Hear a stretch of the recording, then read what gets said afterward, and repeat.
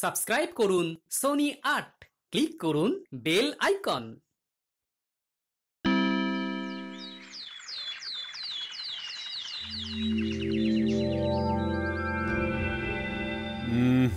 না, কয়েকদিন ধরেই একটা চিন্তা মনের মধ্যে কেমন যেন খচখচ করছে।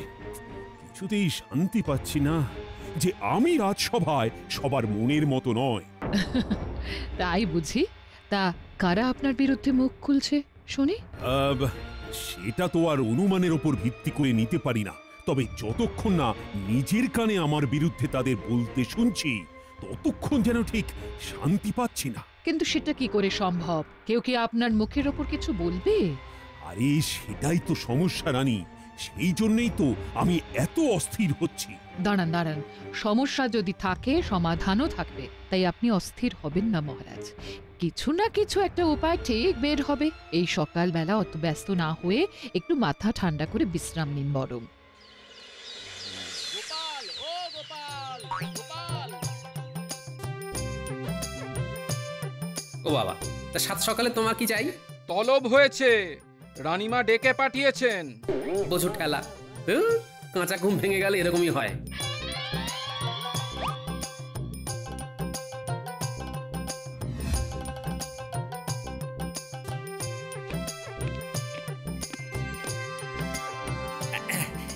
এসে গেছি রানীমা।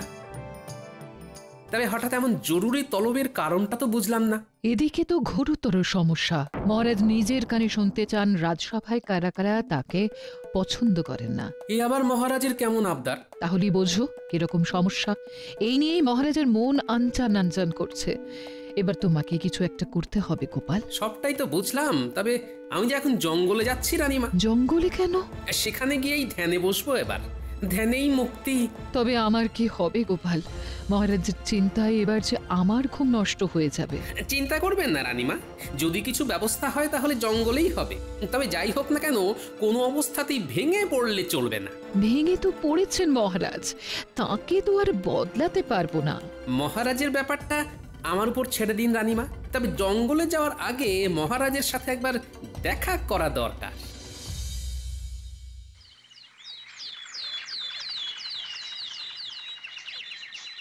মহারাজ আজও যেন কেমন মন মরা হয়ে আছেন, মনে হচ্ছে কোনো মানসিক অশান্তিতে ভুগছেন। মহারাজের মুখ দেখে তো তেমনই মনে হচ্ছে। তবে আপনার উদ্বেগের কারণ জানতে পারলে আমি সব একেবারে ঠান্ডা করে দিতে পারি। হ্যাঁ, না না, তেমন কিছু নয়, তবে শরীরটা বড় একটা ভালো যাচ্ছে না। শরীর নিয়ে ভাববেন না মহারাজ, আমার এক ওষুধে আপনার গা ম্যাচ ম্যাচ সব ঠিক হয়ে যাবে। শরীরে নয়, আমার তো মনে হচ্ছে মহারাজের রোগ মনে। আর এই সময় গোপালও নেই। গোপাল তো শুনলাম জঙ্গলে গিয়ে ধ্যানে বসেছে। এই সব গোপালের ভাঁওতাবাজি, খালি ফাঁকিবাজি ধান্দা। তবে মহারাজ অসুস্থ বোধ করলে কয়েকদিন বরং বিশ্রাম নিন ভালো করে। হ্যাঁ হ্যাঁ, আমি না হয় এই কদিন সামলে নেব ওই দিকটা।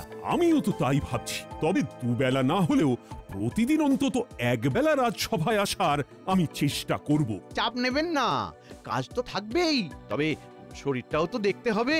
আপনি যত কম রাজসভায় আসেন ততই ভালো মহারাজ।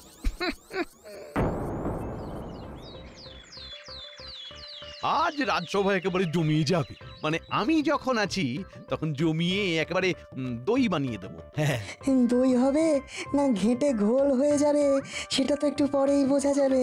মন্ত্রী মশাই যে উত্তম রূপেই সভা পরিচালনা করতে পারবেন সে ব্যাপারে আমি নিশ্চিত। মহারাজ ছাড়া রাজসভা চলে নাকি? মনে হচ্ছে যেন সবটাই ফাঁকি। এই যে কবি, তুমি থামো দেখি। হ্যাঁ, খালি পিছন থেকে নাচছে কলকাঠি। তবে কলকাঠি নাড়ার আসল লোকটাই নেই বলে আমার মনে হচ্ছে যেন বেশ ভালো আছি। কথাতেই তো আছে, দুষ্টু গরুর থেকে শূন্য গোয়াল ভালো। কি রাজসভা যে ফাঁকা ফাঁকা দেখছি, সবাই আছে তবু কেউ নেই কেন? আমরা কি কেউ নই নাকি? মহারাজ ছাড়া রাজসভা তো নুন ছাড়া তরকারি। আর তাছাড়াও আমার যে মহারাজকেই দরকার। সে তো না হয় বুঝলাম, কিন্তু এই যে শুনলাম তুমি বনে গেলে, তাহলে সঙ্গে করে কাকে আবার নিয়ে এলে? হ্যাঁ, আমারও তো কৌতূহল হচ্ছে, ইনি কে? ওই বনে গিয়েই তো একটা চমৎকার হয়ে গেল। চমৎকার? কি রকম চমৎকার গোপাল? গভীর বনে গিয়ে সবে ধ্যানে বসার তোড়জোড় করছি, অমনি এনার সঙ্গে দেখা। দাঁড়াও দাঁড়াও দাঁড়াও, তুমি যেমনই তোর জোর করো এনাকেও যেন আমার খুব চেনা চেনা লাগছে। লাগবেই তো। ইনি যে মহারাজ কৃষ্ণচন্দ্রের দাদা শুভ্রচন্দ্র, বহু বছর গুরুগৃহে কাটিয়ে এখন ফিরছেন। ফেরার পথে আর কাউকে না পেয়ে তোমাকেই ধরলেন? না ধরে উপায় কি, ফিরতে গিয়ে জঙ্গলে পথ হারিয়ে ফেলেছিলেন, ভাগ্যিস দেখা হয়ে গেল, না হলে যে কোথায় কোথায় ঘুরতেন। উনি তবে মহারাজের দাদা? সবাই কেমন দেখছি দেখো, যেন বোকা হাঁদা। তোমার যেমন স্বভাব সবেতেই ফোড়ন কাটা। সে যাই হোক, উনি যখন এসেই পড়েছেন তবে ওর থাকার ব্যবস্থা করে ফেলতে হবে। সেটা না হয় আমি করে ফেলেছি, তবে ওনাকে এই রাজসভা বা রাজ্য পরিচালনার ব্যাপারে জানাতে পারবেন মহারাজ কৃষ্ণচন্দ্র স্বয়ং। মহারাজের অনুপস্থিতিতে আমি যখন সবটা সামলাচ্ছি তখন এই দায়িত্বটাও ঠিক সামলে নেব গোপাল। ওনাকে যা জানানোর আমি জানিয়ে দেব।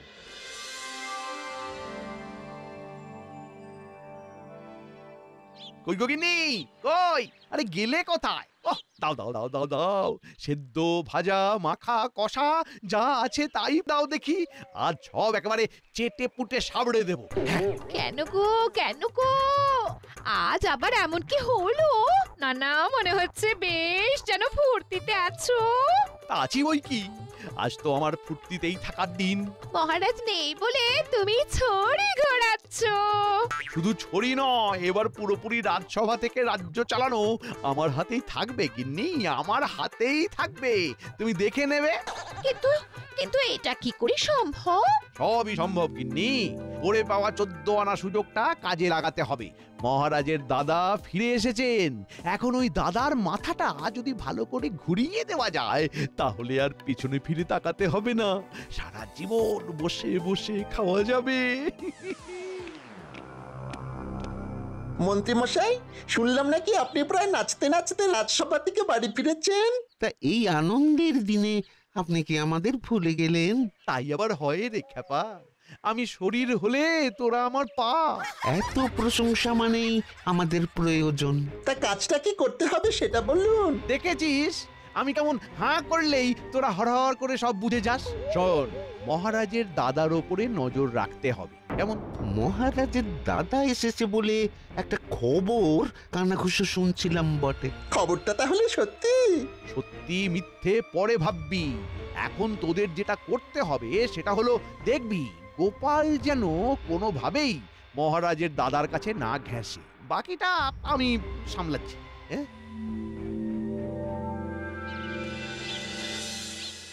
না পারবো না, তোদেরকে আমি সামলাতে পারবো না। হ্যাঁ, আমরা কি তোমাকে সামলানোর কথা বলেছি? আমরা তো শুধু জানতে চেয়েছি দাদু কখন আসবে। যেই দেখলি আমি নেই অমনি দিদাকে সবাই মিলে ঘিরে ধরেছিস। হ্যাঁ, ওমা, তুমি ফিরেও এসেছো গোপাল দাদু। ব্যাস আর কি, দাদু করে পাগল হয়ে যাচ্ছিলি। একদিন এই সাধনা শেষ, তোদের দাদু ফিরে এসেছে। নে এবার দাদুকে নিয়ে নেত্য কর। আমরা তো চিন্তায় পড়ে গেছিলাম দাদু, তুমি যদি কোথাও হারিয়ে যেতে, যদি কোনো বিপদ আপদ হতো তোমার, তখন। আমার আবার কি হবে? আমার কিছু হবে না। ঠিকই বলেছো, তোমার দ্বারা কিচ্ছু হবে না। তোমার দৌড় যে কত দূর তা আমার জানা আছে। দৌড় আর কি দেখলে গিন্নি, দৌড়ের মতো দৌড় দেখিয়ে দিতাম যদি না মহারাজের দাদার সাথে দেখা হয়ে যেত। ওই দাদাই তো আমার সব পরিকল্পনা ঘেটে দিল গিন্নি। আবার তুমি উল্টো পাল্টা কথা বলছো। ওই এর আগে তো কখনো মহারাজের কোনো দাদার নাম আমি শুনিনি, আমি তো অবাক হয়ে যাচ্ছি। হ্যাঁ, না গিন্নি, এতেই এত অবাক হওয়ার কোনো কারণ নেই, কারণ কোনোদিন হয়তো এইভাবেই গোপালের দাদা নেপাল চলে আসবে, যার কাছে তুমি তোমার মনের কথা প্রাণ ভরে বলতে পারবে। বলো কি গো? তোমারও দাদা আছে দাদু? তবে আর বলছি কি, এমনও তো হতে পারে যে সে এসে হয়তো আমাদের এই যা ভিটে মাটি আছে সব চাটি মেরে নিয়ে চলে যাবে। এই থাক, তোমাকে আর কিচ্ছু বলতে হবে না, থাক। আমার কিন্তু ভয় হচ্ছে, মহারাজের দাদাও তো তাহলে মহারাজকে সরিয়ে নিজে সিংহাসনে বসতে পারেন। দেখাই যাক না কি হয়।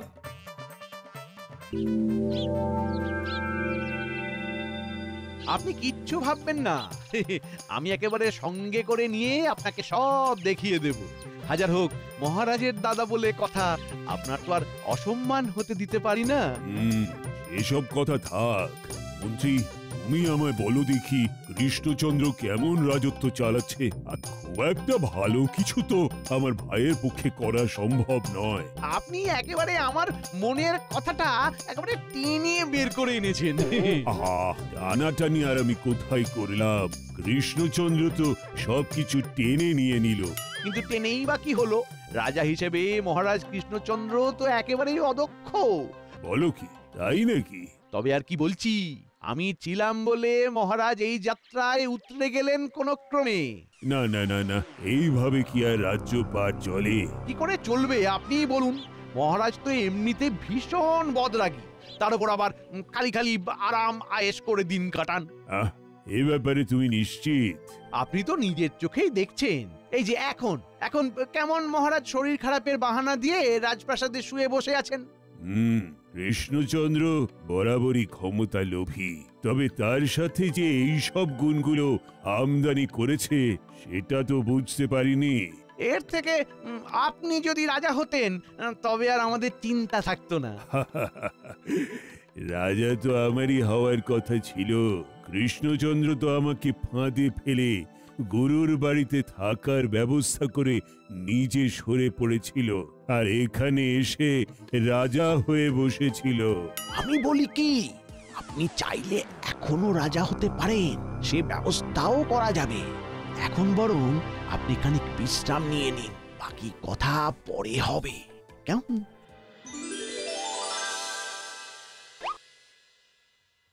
ও, মাত্র কিছুটা সময় রাজসভায় আসিনি, তাতেই মনে হচ্ছে যেন কতদিন হয়ে গেল। মহারাজ এলেন বলে সবাই যেন আলো ফিরে এলো। ভালো ভালো, তেলা মাথায় তেল দেওয়া, এটাই ভালো। এই সব ছেড়ে মন্ত্রী তুমি আমায় বলো দেখি, রাজ্যে সব ঠিকঠাক চলছে তো? সেসব নিয়ে আপনি ভাববেন না মহারাজ, এই দিকটা তো আমি দেখছি। আপনি বরং আপনার দাদার সাথে গল্প গুজব করে সময় কাটান কয়েকদিন। কোন ভাগ্য গুণে কতদিন পরে দুই ভাই আবার একসাথে হয়েছেন, সে কি বড় কম ব্যাপার? আমি তো ভাবতেই পারিনি যে আবার দাদার সাথে দেখা হবে, আর দাদা যে এখানে কোনোদিন আসবে সেটা তো আমার কল্পনারও বাইরে। শুধু যে মানুষটার জন্য এই কাজটা সম্ভব হলো তাকে আপনি দেখেও দেখছেন না, আর তার কথা ভেবেও ভাবছেন না মহারাজ। আর জন্য গোপালের অভিমান হয়েছে বুঝি? না না, বুঝি বুঝি, গোপালের ব্যাপারটাও আমি বুঝি। চিন্তা করো না গোপাল, তুমি তোমার প্রাপ্য পুরস্কার পাবে। সবটা শুনলে আর জানলে গোপালকে পুরস্কার না দিয়ে শাস্তি দেওয়ার কথা ভাবতেন মহারাজ। শাস্তি কেন? শাস্তি কেন? কারণ গোপাল তো আসলে খাল কেটে কুমির ডেকে এনেছে মহারাজ। আপনার দাদা তো এখন রাজা হওয়ার কথা ভাবছেন, দেখি এবার আপনি কি করে সামলান। বলো কি, দাদার তবে মনে মনে এই বাসনা আছে? মনে হচ্ছে মন্ত্রী মশাইয়ের কাছে হাড়ির খবর আছে। আছেই তো, আছেই তো। আর তাই আমি এটাও বলতে পারি যে মহারাজ চাইলে এই আপদকে সরিয়েও ফেলতে পারেন, তবে তার জন্য কিছু খরচ করতে হবে, এই যা। না না না না, যা খরচ হয় হোক মন্ত্রী, তুমি যে কোনো উপায়ে আমার দাদাকে এখান থেকে তাড়ানোর ব্যবস্থা করো। ওহ গোপাল, তোমার মনে মনে এই ছিল? হ্যাঁ, মহারাজ কি একেবারে উৎখাত করে ছাড়বে? চিন্তা করবেন না সেনাপতি, যে উৎখাত করবে সে আবার রক্ষাও করবে। মাঝখান থেকে কয়েকজন শুধু চিৎপাত হয়ে যাবে, এই আর কি।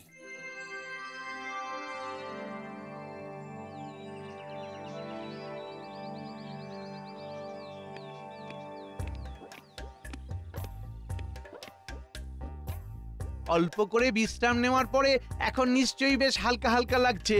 হ্যাঁ হ্যাঁ, তা একটু লাগছে বই কি। ওদিকে সব ব্যবস্থা কিন্তু পাকা, সেই খবরটাই দিতে এলাম আপনাকে। ব্যবস্থা? কিসের ব্যবস্থা? এর মধ্যেই ভুলে গেলে চলবে কেন? এ কি, আপনাকে যে রাজা হতে হবে। হ্যাঁ তাই তো, তাই তো, আমি তো রাজা হব। রাজসভায় বেশিরভাগ সদস্য আপনার পক্ষেই আছেন। কিন্তু সেটা বুঝবো কি করে? প্রমাণ তো হাতের কাছেই আছে। কই, কোথায় গেলে সবাই? এসো এসো এসো, আরে এসো, বলো তোমাদের কি বলার আছে বলো। অধিক বচনে লাভ কি? মহারাজ কৃষ্ণচন্দ্র নিতান্তই হঠকারী। আপনি রাজা হলে আমরা নিশ্চিন্ত হতে পারি। অনেক হয়েছে হাঁক ডাক, মহারাজ কৃষ্ণচন্দ্র এবার নিপাত যাক। মহারাজ কৃষ্ণচন্দ্র যেন দুষ্ট গ্রহের ফের, আপনি রাজা হলে আমরা নিশ্চিন্তে গুছিয়ে নেব আমাদের আখের। এই না মানে সব দিক থেকে ভালোই হয় তাহলে মহারাজ। সবই তো বুঝলাম, কিন্তু আমাকে নিয়ে এলো যে সেই গোপাল কোথায় গেল? আর তাকে তো কোথাও দেখছি না। কার কথা বললেন এবার? সে তো সাক্ষাৎ সর্বনাশ। গোপালের থেকে সাবধান না থাকলে পদে পদে বিপদে পড়তে হবে, এটা আগে থেকেই বলে দিলাম। গোপাল তো একেবারে ধুরন্ধর লোক, ও গাছেরও খায় আবার তলারও কুড়োয়। এই যে মন্ত্রীমশাই, রাজকবিকে তো পাকড়াও করাই মুশকিল। অনেক কসরত করে ধরে আনলাম। সে কি কবি? মহারাজের বিরুদ্ধে সাক্ষী দেওয়ার জন্য তোমায় টানা হ্যাচড়া করতে হচ্ছে? ছি ছি ছি ছি ছি, তুমি আচ্ছা খেল খেলছো দেখছি। মহারাজের বিরুদ্ধে সাক্ষী যদি যদি টের পায় কাকপক্ষী? সাক্ষী দিলে ভালো, না হলে যা হবে তা সামলাতে পারবে তো? মন্ত্রী মশাই দেখাচ্ছেন ভয়, খালি ভাবি কি হয় কি হয়। কি আবার হবে, কি আবার হবে? নতুন রাজা হলে তোমাকে ঘাট ধাক্কা দিয়ে সভা থেকে বের করে দেবে। বাবু আমি বাড়ি যাব। গোপালকে একটা দায়িত্ব দিয়ে ভাবলাম নিশ্চিন্তে থাকবো, কিন্তু তার পারছি কই। গোপালের তো দেখাই নেই। এই তো রানীমা, আপনি দেখা করতে চাইলেই গোপাল হাজির। হাজির হলেই বাকি বলি, মহারাজের চিন্তা দূর করার কিছু ব্যবস্থা করা গেল? চিন্তা দূর হওয়ার বদলে মহারাজের চিন্তা যে দিন দিন বেড়ে যাচ্ছে দেখছি। তাই বুঝি? গিয়ে দেখো মহারাজের দু চোখে ঘুম নেই, খালি আনচান আনচান করছেন। ওহ, মাফ করবেন রানীমা, তবে সহজ করে যদি বলতেই হয় তবে বলি, মহারাজ একটা আঘাত পেয়েছেন, সেটা কাটিয়ে উঠতে একটু তো সময় লাগবেই, তবে খুব তাড়াতাড়ি সব মিটে যাবে রানীমা। আঘাত? আঘাত কাটানো? এসব কি বলছো গোপাল? আর একটু অপেক্ষা করুন রানীমা, আমি তো আগেই বলেছিলাম ধৈর্য হারালে হবে না। তবে আপনি নিশ্চিন্ত থাকুন, মহারাজের সমস্যার সমাধান আমি করবই করব।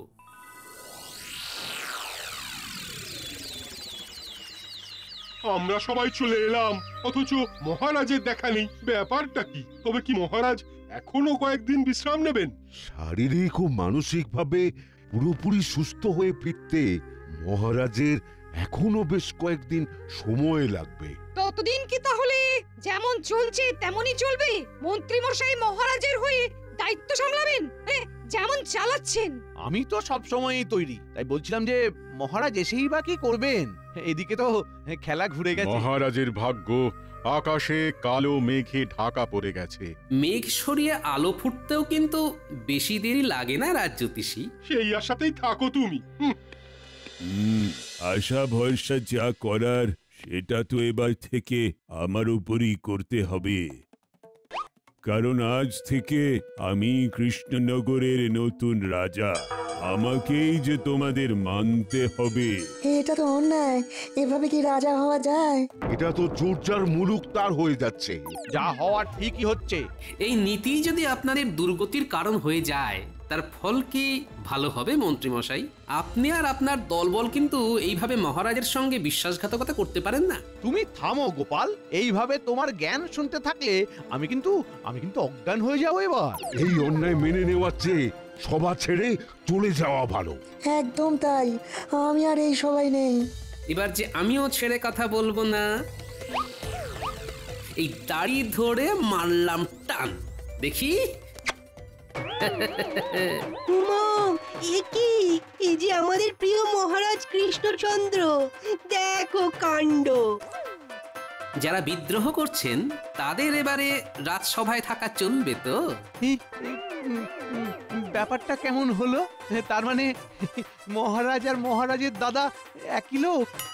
সে আর বলতে, মহারাজের দাদার কথা কুসমিন কালেও কেউ শুনেছে কোথাও? খাসা বুদ্ধি গোপাল, কিন্তু এমন বুদ্ধি তোমার মাথায় এলো কি করে? বাড়িতে গিন্নির সাথে ঝগড়া করতে করতে এই একই অঙ্গে দুটো রূপের পরিকল্পনাটা প্রথম মুখে মেরেছিল মাথায়। তারপরে মহারানীর কাছে যখন শুনলাম মহারাজ নিজে কানে শুনতে চান রাজসভায় কে কি বলে তার নামে, তখন টপ করে কাজে লাগিয়ে দিলাম। তার মানে বনে সাধনা করতে যাওয়ার ব্যাপারটা সত্যি নয় গোপাল? যাবো ভেবেছিলাম বটে, তবে যাওয়া তো আর হলো না। মহারাজের সাথে পুরো পরিকল্পনাটা ছকে ফেলে রাজপ্রাসাদেই ঘাপটি মেরে থাকলাম এক রাত। আর তারপর এই কৃষ্ণচন্দ্রই শুভচন্দ্র হয়ে এসে তোমাদের তাক লাগিয়ে দিল, আর যারা যারা মুখোশধারী তাদের মুখোশও খুলে গেল। আমি তো মানে মহারাজ মানে এমনি এমনি না, মানে ওই মন্ত্রী মশাইয়ের কথা মতো মানে একদম ওই কর্তার ইচ্ছাই কর্ম, মানে মন্ত্রী মশাই যেমন বলেছেন। মন্ত্রী মশাইয়ের ভয়ে কি বলতে কি বলে ফেললাম মহারাজ, আমাদের কোনো দোষ নেই মহারাজ। ও এখন হাতি কাদায় পড়েছে বলে সবাই মিলে আমাকে পদাঘাত করা হচ্ছে না? যত দোষ সব আমার, আর তোমরা কি? হ্যাঁ, তোমরা কি ধোয়া তুলসী পাতা? থাক, নিজেদের মধ্যে কাদা ছোঁড়াছুড়ি বন্ধ কর। কে আমাকে নিয়ে কি ভাবে সেটা একেবারে দিনের আলোর মতো আমার কাছে স্পষ্ট হয়ে গেছে। যারা যারা বলছিলে মহারাজ কৃষ্ণচন্দ্র নিপাত যাক, তাদের অবস্থা আমি চিচিং ফাঁক করে ছাড়বো। এবারের মতো ছেড়ে দিন মহারাজ, আর কখনো আপনার সম্বন্ধে কোনো কথা বলবো না মহারাজ। মাফ করে দিন মহারাজ। আর এই রকম হবে না মহারাজ। না না না, আমি যে কতটা বাজে সেটা এবার কাজে করে দেখাবো তোমাদের। তবে এইভাবে সবার মুখোশ খোলার বুদ্ধি যার, সেই গোপালকে কিন্তু আমি পুরস্কারে ভরিয়ে দেব। সত্যি গোপাল, জব্বর একটা উপায় বের করেছিলে বটে। আসলি হোক আর নকলি হোক, মহারাজের জয় হোক। For more updates, subscribe to our channel, click the show links and enjoy watching the videos.